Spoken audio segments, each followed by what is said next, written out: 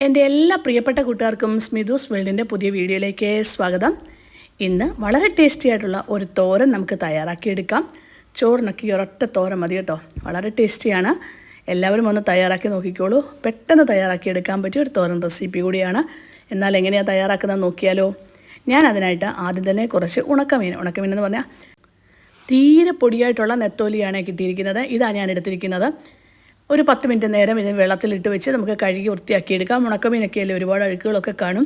അന്നേരം നന്നായിട്ട് കഴുകി വൃത്തിയാക്കി മാറ്റി വയ്ക്കുക. ഇനി അടുപ്പത്തേക്ക് ഞാനൊരു പാൻ വെച്ചു.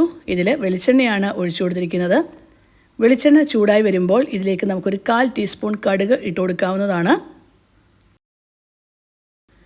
കടുക് ഒന്ന് പൊട്ടി വന്നു കഴിഞ്ഞാൽ ഇതിലേക്ക് നമുക്ക് ചേർത്ത് കൊടുക്കേണ്ടത് അരിഞ്ഞു വെച്ചിരിക്കുന്ന ഒരു സവാള ആണ്.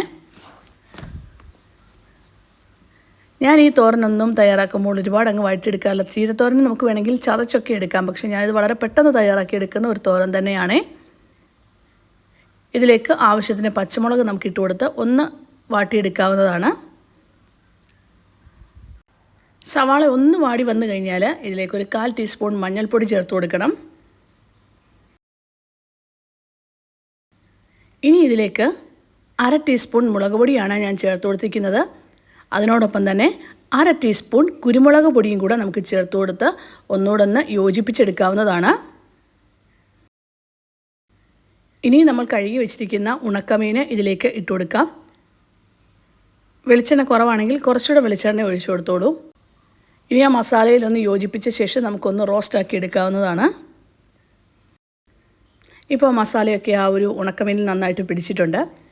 ഒന്ന് റോസ്റ്റായി വന്നു. ഈ സമയത്ത് ഉപ്പുണ്ടോ നോക്കണേ. ഉപ്പില്ലെങ്കിൽ കുറച്ച് ഉപ്പ് കൂടെ ചേർത്ത് കൊടുക്കണം. ഇനി നമ്മൾ അരിഞ്ഞു വെച്ചിരിക്കുന്ന ചീര ഇതിലേക്ക് ഇട്ട് കൊടുക്കാവുന്നതാണ്.